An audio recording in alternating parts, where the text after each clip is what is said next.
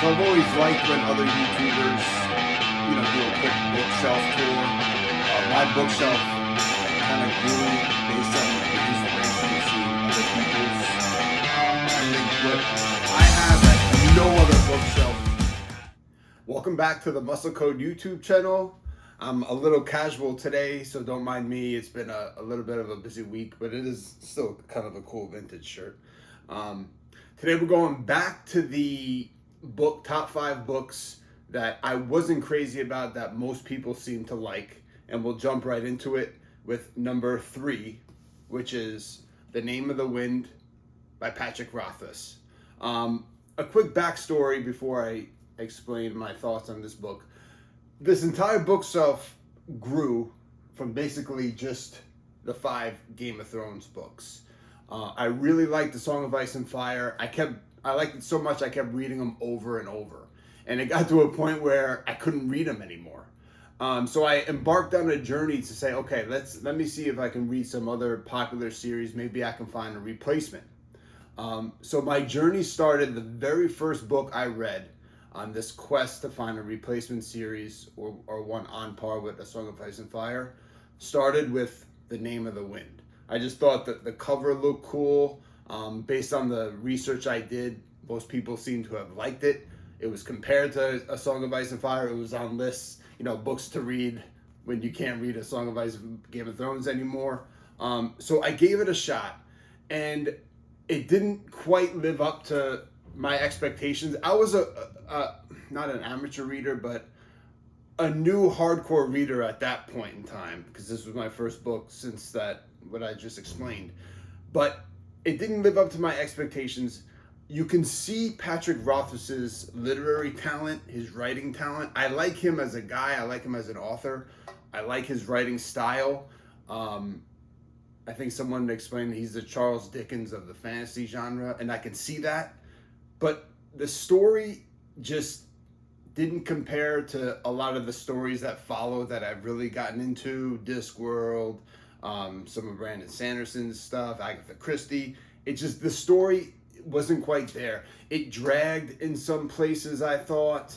And the whole school atmosphere, it kind of felt there was too many parallels to Harry Potter in some ways. That was a turnoff. And the love interest or the girl he's interested in kept popping up out of nowhere, a little bit too coincidentally, and it kind of like takes you out of the story flow. And I said this is on my list because most people seem to have liked it, but there's definitely a subsect that agrees with me, and it agrees with me pretty passionately. So remember, this list is most people seem to have liked it. But like I said, I wasn't crazy about it. I have book 2. I will read book 2 once book 3 comes out, Doors of Stone. So the main similarity between this and Game of Thrones ended up being the fact that a book hasn't come out in 10 years. So we're still waiting for the 3rd book, Doors of Stone, in this series. I will read the second one, Wise Man's Fear, once Doors of Stone comes out. So I liked it enough to give it a shot, but you got to come out with book 3, Patrick. So moving on to number 2, and this will mirror the top 5 books that I liked that most people didn't, in the opposite way. So I have a Discworld novel as my number 2 top 5 books I didn't quite like that most people have seemed to have liked. Night Watch, Terry Pratchett, Discworld. This book is a lot of people's favorite. If you go on the official Reddit rankings for best Discworld novel, this is, based on the votes, this is number 1. And I've known that for a while. I've known it's ranked number 1. So I set out to get to this book by reading all the preceding Night Watch sub-story books. I think it was like 6 or 7 to get to this one. Because people said it was so good, I was so curious to see what it was like. And then I got there and I read it, and ironically, it's the only Discworld novel that I didn't really like. And it's in conflict to what most other Discworld fans think. But that just goes to show again, the underlying theme of these video series is you don't know if you're going to like a book until you read it. Take reviews with a grain of salt. This one just seemed a little dark to me.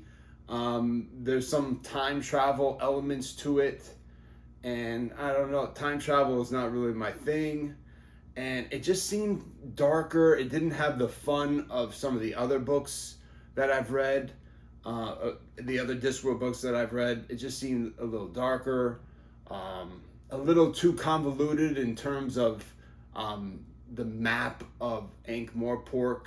It just got too it was like almost like a brain crunch.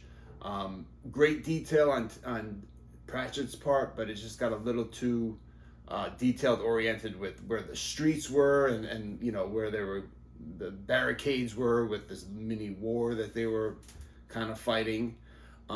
So it just didn't really do it for me. The one good thing is that I loved all the preceding Night Watch. This book is called, I mean, City Watch. All the preceding City Watch novels. I loved all of them in anticipation of this one. So even though I didn't like this one, it's responsible for me reading 6 or 7 books before it, which I ended up really liking. So there you have it. And one other thing that I forgot to mention previously about Pratchett. Reading, people, when you get into reading, you know, if you get a bookshelf like this, you've read like 50 books a year, you start to see there's different reasons for reading. Sometimes you're reading for relaxation, sometimes you're reading for a challenge, and so you're not just reading for the same purpose all the time. Terry Pratchett's books are somewhat challenging, and he writes in a choppy way. You have to really concentrate. You have to kind of work with him, and it could be choppy and exhausting at times. You don't really catch all his references. So that's the one caveat to Terry Pratchett's books, that you have to kind of work with him. It's a little choppy, and so that if you don't like one of his books, you know, like if you aren't into the story, it's not going to have a good outcome, you know.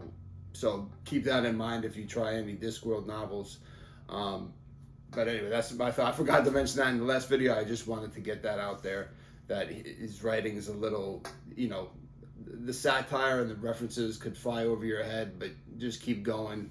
You know, you might pick up the story anyway. So next week, we'll go into, we'll do both number ones in both lists and take it from there. Hope to see you back. So I've always liked when other YouTubers, you know, do a quick bookshelf tour. My bookshelf kind of grew based on the inspiration of seeing other people's. I think what I have that no other bookshelf has.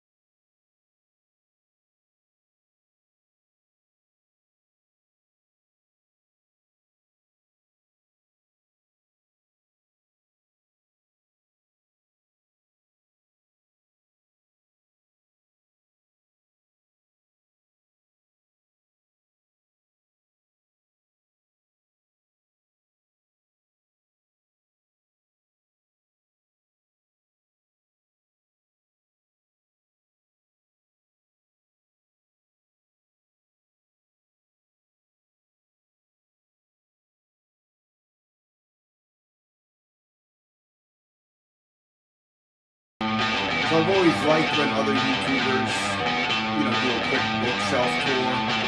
My bookshelf kind of grew based on the inspiration of seeing other people's. I think what I have that no other bookshelf